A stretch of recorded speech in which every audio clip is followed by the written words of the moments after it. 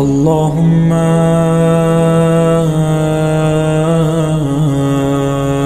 كل ولي الحجة ابن الحسن.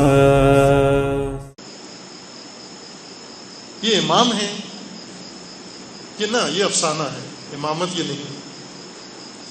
امام خدا نے امت کی نجات کے لیے پیدا کیا ہے، امت کو بچانے کے لیے. اور امام وہ ہوتا ہے جو دوسروں کی خاطر اپنے آپ کو قربان کر دیتا ہے، اپنی اولاد، اپنا کنبہ نثار کر دیتا ہے تاکہ امت بچ جائے. ایک افسانہ اور گھڑا جزیرہ خزرہ کا یا گرین آئی لینڈ کا کہ ایک جزیرہ ہے بڑا سرسبز، اور اس میں کوئی بندہ گیا، اس نے دیکھا، وہاں ملاقات ہوئی، اس نے پوچھا تم کون ہو؟ انہوں نے کہا آل مہدی ہیں ہم.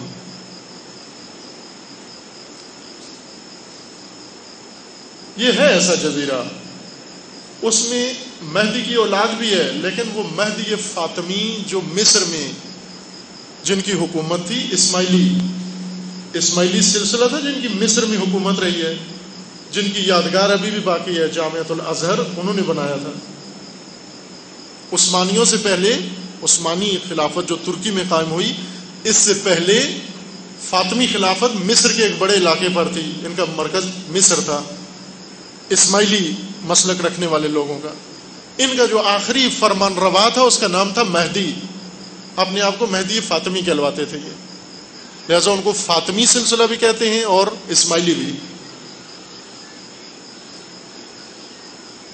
جب عثمانیوں نے ان سے حکومت چھینی تو یہ کشتی یعنی فرمان روا اپنے حرم سرا کو بٹھا کر اور بچوں کو لے کر اور اپنے نوکر چاکر جو بچا ہوا مال تھا وہ سارا لے کر بھاگا وہاں سے. اور چونکہ کشتی کو کوئی جہت نہیں تھی، کہیں پناہ نہیں کوئی دے رہا تھا، تو ایک جزیرے میں اتر گیا، بڑا سرسبز جزیرہ تھا، وہاں پر اس نے پناہ لی. اس وقت ذرا آج کل تو مواصلاتی نظام زیادہ ہے، فوراً پتہ چل جاتا ہے، لیکن اس وقت نہیں تھا یہ نظام. اس جزیرے میں جا کر وہ آباد ہو گیا اور اس کی اولاد آل مہدی کہلانے لگے. ابھی بھی شاید ہوں گے، معلوم نہیں، لیکن اس وقت تھے، آج سے 500-600 سال پہلے تھے آل مہدی کے نام سے. 500-600 سال بھی نہیں، تھوڑا سا 200-300 سال پہلے.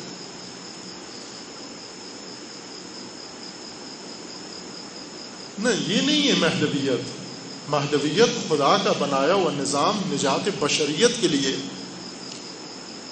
اور دوسری طرف سے اس زمانے کو، جس کو ہم زمانہ غیبت کہتے ہیں، اس کو ہماری دینی اصطلاح میں، دینی ٹرمینالوجی میں یا ہماری آئیڈیالوجی میں اس کا نام زمانہ غیبت نہیں ہے، زمانہ انتظار ہے. ہمیں ان کی ورڈ سمجھنے کی ضرورت ہے. ہم نے سب کچھ سنا ہوا ضرور ہے، لیکن اس کو اپنی کشکولی حالت میں سنا ہوا ہے. دین کی دو شکلیں ہیں، ایک کشکولی دین ہے اور ایک آئیڈیالوجیکل دین. کشکولی دین، کشکول تو لفظ سنا ہوا ہے، دیکھا ہوا بھی ہے. درویش گلے میں ایک کاسا سا لٹکا کے رکھتے ہیں، کالے رنگ کا، لکڑی کا بنا ہوتا ہے یا مختلف کسی چیز کا بنا ہوتا ہے. درویش اسی کا وہ اوڑھنا بچھونا وہی ہوتا ہے، اسی میں کھاتا ہے، اسی میں پیتا ہے، اسی میں اس کے ہر چیز، وضو بھی اسی میں کرتا ہے اگر کرنا ہو. البتہ درویشوں کی شریعت میں وضو نہیں ہوتا، لیکن اس کا سب کچھ وہی ہوتا ہے. جو کچھ اس کو دو وہ کشکول ہی آگے کر دیتا ہے. پیسہ دو تو بھی کشکول بڑھا دیتا ہے آگے، کھانا دو تو بھی کشکول میں ڈالو، پینے کے لیے دو تو بھی کشکول میں ڈالو. کشکول اس حالت کو اس چیز کو کہتے ہیں اصطلاح میں اب کہ جس کے اندر ہر چیز ہو. بعض علماء نے کتابیں لکھی ہیں، اس کا نام ہی کشکول لکھا ہے. کشکول، فارسی میں کشکول کہتے ہیں، اردو میں کشکول. یعنی کسی ایک ٹاپک پر کتاب نہیں ہے، وہ ہر چیز اس کے اندر موجود ہے. اس کے اندر تاریخ بھی موجود ہے، لطیفے بھی موجود ہیں، مصائب بھی. ہر صفحے پر ایک نئی بات لکھی ہوئی ہے. جیسے عموماً ڈائریاں لوگ رکھتے ہیں، ہر ڈائری پر ایک نئی چیز لکھی ہوتی ہے. ایک پر ٹیلی فون نمبر لکھا ہوا ہے، دوسری پر رجسٹری نمبر لکھا ہوا ہے، تیسرے پر کوئی اور سند لکھی ہوئی ہے، چوتھے پر کوئی شعر لکھا ہوا ہے، پانچویں پر کوئی اور قرض کا حساب کتاب لکھا ہوا ہے، پانچویں پر کوئی میئرمنٹ کسی زمین کی لکھی ہوئی ہے، اس کو کشکول کہتے ہیں. یعنی جس کے ہر چیز، جس کے اندر سب کچھ ہو. اس وقت جس دین سے ہمیں سروکار ہے، جو مذہب ہمیں پڑھایا جا رہا ہے یا بتایا جا رہا ہے، یہ کشکولی دین ہے. کشکولی دین یعنی سب کچھ بے ترتیب ذکر کر دیتے ہیں. دیکھیں دین میں یہ بھی ہے، یہ بھی ہے، یہ بھی ہے. سب جیسے منڈی میں جائیں تو دو طرح کی وہ جنس بیچتے ہیں. غلہ منڈی میں جائیں یا سبزی منڈی میں، ایک پرچون کے حساب سے دیتے ہیں اور دوسرا تھوک کے حساب سے دیتے ہیں. اس تھوک میں سب کچھ ڈال دیتے ہیں، گلی سڑی چیز بھی اس میں آ جاتی ہے، صحیح بھی آ جاتی ہے، اس میں سب اٹھا کے تھوک کے حساب سے ڈال دیا. ابھی ہم بھی تھوک کے حساب سے دین پڑھ رہے ہیں. دین میں کیا ہے؟ دین میں مثلا فقہ ہے، شریعت احکام تھوک کے حساب سے پوری بوری شریعت کے حوالے کر دی. یہ شریعت ہے. کیا ہے شریعت؟ توضیح المسائل دے دیتے ہیں یہ لوگ،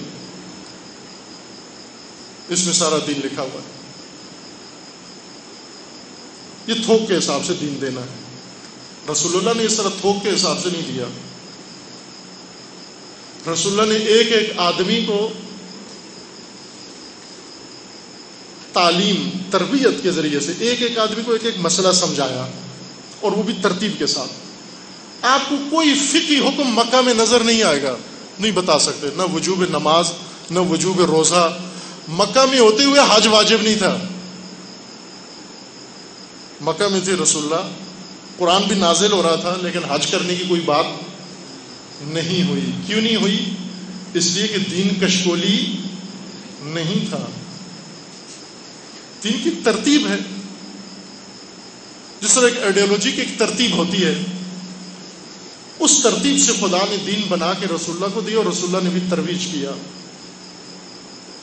ہمیں ملا، ہم تھوک کے حساب سے پڑھتے بھی ہیں، تھوک کے حساب سے بتاتے بھی ہیں اس کو. اس لیے کسی کو کوئی اندازہ بھی نہیں ہوتا کہ اس کے اندر ہے کیا. سب کچھ ہوتے ہوئے کچھ اندازہ نہیں ہوتا.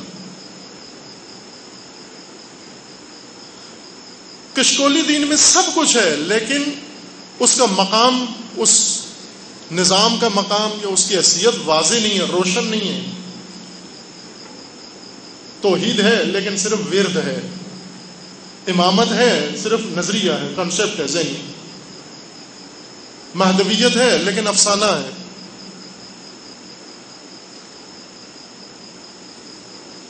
لیکن وہ دین جس کو مکتبی شکل میں رسول اللہ نے بیان فرمایا اور ائمہ اطہار نے تعلیم دی، اس کے اندر ہر چیز کا مقام مشخص و معین اور واضح ہے کہ یہ کیا ہے. توحید فقط ایک ورد نہیں ہے. اقبال کے بقول کے زندہ قوت تھی زمانے میں. یہ توحید زندہ قوت تھی زمانے میں ایک دن، یعنی یہ قوت تھی، پاور تھی.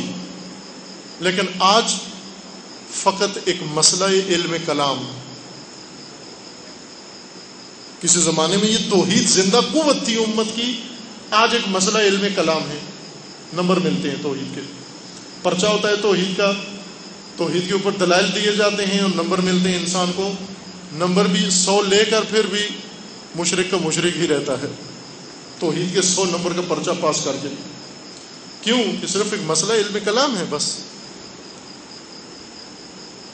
زندہ قوت نہیں رہی.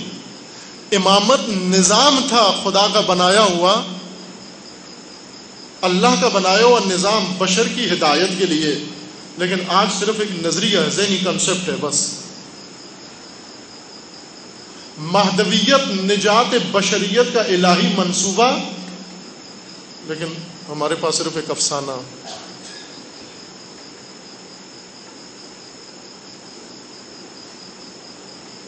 اثر نو، سب کچھ سمجھنے کی ضرورت ہے. اثر نو،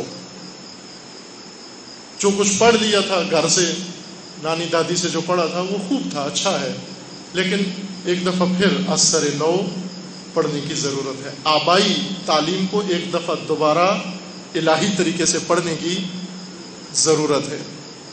اسے پڑھیں گے، نئی شکل سامنے آئے گی. اس نئی شکل کے اندر مہدویت اللہ کا نظام ہے امتوں کی نجات کے لیے. بعض اہل قلم کے بقول مہدویت دوسرا نام ہے موجودہ حالت اور موجودہ حالات کے خلاف قیام اور بغاوت کا. لیکن ہم نے آج مہدویت کو موجودہ حالت کی توجیہ کے جواز کے طور پر استعمال کیا ہوا ہے. ایک تو برموڈا اور جزیرہ خزرہ اور گرین آئی لینڈ کا نظریہ تھا، خرافات.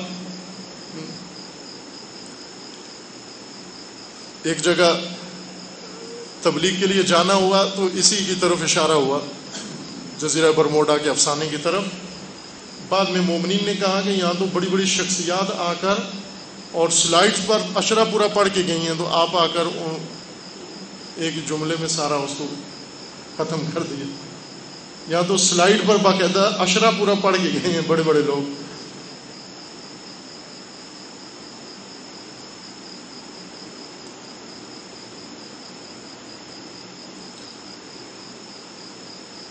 نظریہ مہدویت موجودہ صورتحال یعنی ہر نسل کی موجودہ حالت.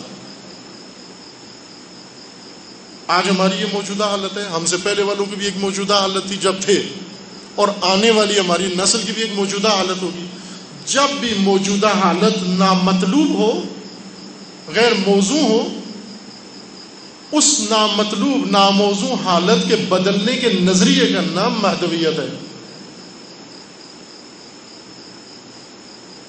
لیکن ہم نے موجودہ حالت کے ساتھ سمجھوتے کے لیے مہدویت کو دستاویز قرار دیا ہے. کتنا فرق ہے ان دو نظریوں میں. یہ برموڈا سے بھی بڑا افسانہ ہے. کیا کہ جو کچھ موجود ہے یہ نہیں بدلا جا سکتا اور اسے نہیں بدلنا چاہیے. یہ سب کچھ بدلے گا جب امام تشریف لائیں گے، وہ خود آ کے بدلیں گے سب کچھ. یہ برموڈا سے بھی زیادہ برا افسانہ ہے. یہ اس سے بھی زیادہ زہریلا نظریہ ہے. تھا کیا، بنا کیا دیا گیا. ایک چیز شاید آپ کے لیے بھی حیرت کا سبب ہوگی، یقیناً میرے لیے بہت حیرت کا سبب رہی ہے کافی عرصہ تک.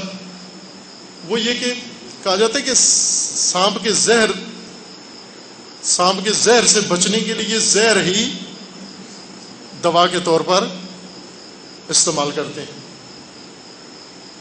یہ سمجھ میں آنے والی بات نہیں. آخر زہر اگر نقصان دہ ہے تو زہر علاج کیسے ہو سکتا ہے اس کا؟ یعنی سانپ اگر ڈس دے تو اس کا جو علاج ہے، انجیکشن جو ہوتا ہے، وہ بھی سانپ کی زہر سے ہی بنا ہوتا ہے. یہ کیسے ممکن ہے کہ وہ زہر اگر سانپ کے ڈنگ سے آ جائے جسم کے اندر تو مر جاتا ہے انسان، وہی زہر نکال کے انجیکشن میں ڈال کے انجیکشن لگاؤ تو علاج ہو جاتا ہے. یہ بات سمجھ میں نہیں آتی، چونکہ وہ بھی تھوک کے حساب سے بات کی جاتی تھی. تھوک والی بات سمجھ میں نہیں آتی، آنی بھی نہیں چاہیے. اصل ماجرا کیا ہے؟ ماجرا یہ نہیں ہے، بھلے سانپ کے زہر سے ہی سانپ کے زہر کا علاج ہوتا ہے، لیکن ایسے نہیں ہوتا. اس کا سائنٹیفک طریقہ یہ ہے کہ سانپ کے زہر سے جو انجیکشن بنایا جاتا ہے، پہلے یہ سانپ بعض جانوروں کو کاٹتا ہے، یعنی خود زہریلا سانپ لے جاتے ہیں ایسے جانور جن میں حساسیت زیادہ ہے جسم میں. ان جانوروں کو سانپ سے ڈسواتے ہیں. جو ہی سانپ ڈستا ہے، اس جانور کے اندر ایسا خدا نے آٹومیٹک نظام رکھا ہوا ہے جنگلی جانور کے اندر کہ اس کے اندر فوراً اس کا جسم، اس کا جو جسم کا میکانزم ہے، وہ فوراً اینٹی زہر بناتا ہے اپنے اندر، خود جسم اس کا. اور چند منٹ کے لیے اس کے خون میں وہ زہر کا اثر ختم کرنے والا مادہ آ جاتا ہے. اسی وقت یہ جانور کو ذبح کر کے کاٹ کے اس کے خون کو نکال لیتے ہیں اور خون کو تصفیہ کر کے جانور کے اندر جو زہر کے خلاف اینٹی زہر پیدا ہوئی تھی جو چیز، اس کا انجیکشن بنا لیتے ہیں. اس انجیکشن سے انسان کا علاج ہوتا ہے. لیکن تھوک کے حساب سے بات کریں تو یہ بات بنتی ہے کہ کسی کو سانپ نے کاٹا تو آپ دوڑ کے ایک اور سانپ پکڑ کے لے آئیں، دوسرے پاؤں پہ ووٹ کٹوا لیں کہ علاج سانپ کا علاج سانپ سے کروائیں، یا زہر کا علاج زہر سے کرائیں. نا عزیز من، اس طرح نہیں ہے. زہر کا علاج زہر سے نہیں ہوتا. یہ بھی اسی طرح سے ہوا. مہدویت کا توڑ مہدویت سے پیش کیا گیا.